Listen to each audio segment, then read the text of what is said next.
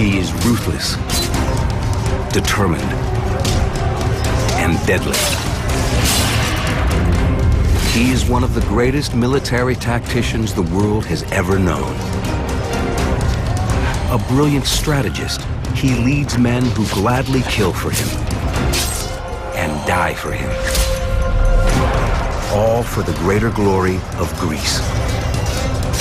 He is Alexander the Great. In the 4th century BC, Alexander rules more than half the known world, but it's not enough. He wants more. Hungry to expand his empire, Alexander looks forward to his newest conquest, India. All that's preventing the Greek leader are 2 immense rivers and 750,000 Indian soldiers.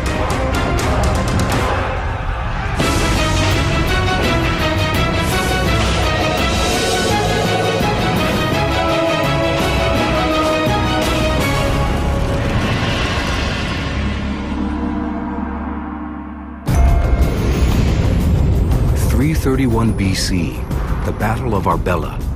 Nearly 50,000 Greeks fight their longtime enemy, the Persians. For hundreds of years, these 2 superpowers have spilled each other's blood.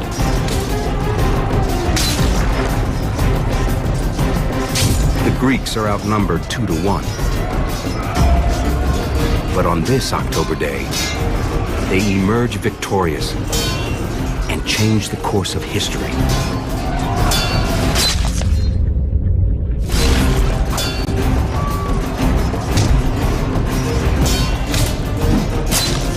Credited to the tactical brilliance of the 25-year-old commander, Alexander the Great. It's his time now. Alexander has this kind of larger-than-life aura about him. He's handsome with a muscular build, and he's extremely charismatic. His troops pretty much worship him.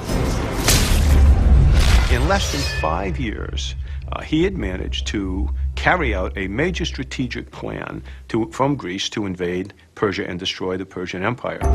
In 5 years, he managed to suppress his own domestic opposition, and then finally was able to force a cataclysmic battle in modern-day Iraq on the plains of Arbela, where he destroyed the last remaining Persian army, and then by right of conquest became emperor of all of Persia. Some say Alexander's pedigree destined him for greatness. They believe he's a descendant of Hercules on his father's side and Achilles on his mother's. Alexander's empire now stretches from Greece to Egypt to modern-day Afghanistan, one of the largest in the history of the world. But Alexander's appetite for power and glory is insatiable. 5 years after he defeats the Persians, Alexander is ready to take on a new opponent. He stands with his 32,000 battle-tested soldiers along the banks of the Indus River, poised for his next conquest, India. It's been a busy 8 years for Alexander, who's not even 30 years old yet. He's now Emperor of Persia after defeating the mighty Persian Empire in a very bloody campaign. He's Pharaoh of Egypt. Didn't even have to raise a sword there. They just gave up. Now he's knocking on India's door. From a geographic and tactical perspective, the problem is to get to India, you have to cross 2 major rivers, the Indus and the Hydaspes River. For most armies, these rivers would be too great to overcome. But not for Alexander, whose foresight and planning are legendary. A couple of years in advance, 2 years in advance, he orders shipwrights to come from the coastal area of Syria and to build boats to ferry his troops across the Indus River. Once Alexander crosses the Indus, he must contend with King Ambi, ruler of Taxila. Taxila is the capital of the country of Punjab, which sits between the Indus and Hydaspes rivers. Ambi can do one of 2 things. He can fight and see his city annihilated, and probably get strung up.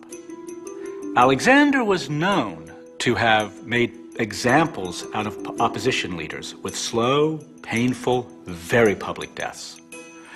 Or he can play ball, preserve his city, and maybe even save his throne. Ambi wisely avoids confrontation. Alexander crosses the river and easily commandeers Taxila, turning it into a base of operations for Indian invasion. The next hurdle is reaching and crossing the second river, the Hydaspes. It's 100 miles away, but Alexander has anticipated this as well. The army can't carry entire boats 100 miles across India to the Hydaspes. So they break them into parts and haul them piecemeal. What they were these kind of collapsible boats where the frames could be built and the skins transported and the buckets of tar individually, and then when you're going to cross the river, you assemble them a couple of days in advance. It takes 2 months for Alexander to reach the Hydaspes River. He leads 23,000 infantry and 9,000 cavalry, a loyal, committed army. Many have been with Alexander from the beginning, drawn by the power of his personality and his dreams of glory. They fought for honor and individual glory, and all their myths were of great warriors, from Agamemnon 1,000 years before to Achilles and Hercules. All of these are great warriors. They get everything because they're great warriors. So essentially, being a hero for Alexander, being a professional warrior, perpetually seeking more and more glory, I think psychologically became what amounted to a way of life. Alexander's adversary, once he crosses the Hydaspes River, is an equally proud and brave warrior, the Indian king Porus of Poreva. Porus descends from a long line of soldier kings. Well over 6 feet tall, Porus is a giant by 4th century BC standards. In his usual style, Alexander first tries conquest by diplomacy. He sends for Porus and invites him to a meeting. Alexander's basically offering him a chance to avoid destruction if he pays tribute and gives up his throne peacefully. Porus doesn't just refuse to surrender. He actually challenges the legendary Alexander the Great to fight. He says, "Yes, I'll meet you on the battlefield." Porus is prepared to defend his kingdom at any cost. Porus has under his command about 30,000 infantry troops, 2,000 cavalry, and 300 chariots. But he's got one thing that neither Alexander nor the Greeks have ever seen. He has 200 war elephants ready for battle.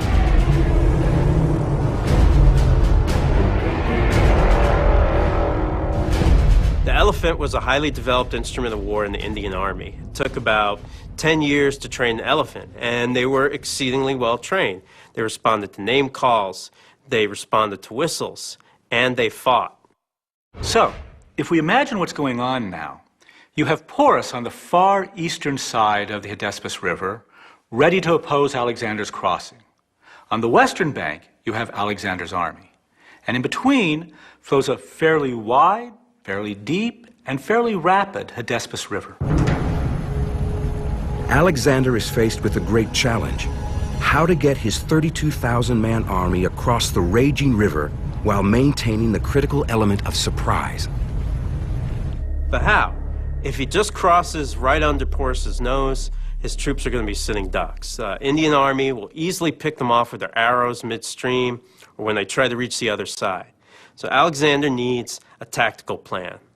And he puts into motion what will be an unbelievable game of cat and mouse with Porus. When in doubt, deceive and dissemble. And he begins with the simple act of ordering up grain from his logistics supply lines. Grain shipments begin to arrive. And the reason for this is psychological. It's late spring, early summer. What you conclude is that they have no intention of crossing until later in the campaign season, when the river's current and depth are lowered. Now that Porus is convinced that the crossing won't take place until the next season, Alexander mobilizes his men. The second piece of deception was to begin to move his elements of his army, mostly cavalry, but some infantry. He would march them up and down the riverbank, upstream, downstream, upstream, downstream. Initially, what does this tell you if you're Porus? He's looking for a place to cross. He may use it in the future, but he's looking for a place to cross. This is good. I'll find out where he's going to cross, and what I'll do is I'll deploy my forces against it. So Porus takes his army and starts following Alexander on the opposite bank. Porus mirrors the Greek troop movements with his entire force. And this goes on for a week or two, and Alexander always returns to camp, at which point Porus concludes that this is pointless. All right, he may be looking for a place to cross, but in any event, there's no need for me to move my entire army up and down the field. So what he does is, instead of doing that, he just posts pickets on the other side of the river.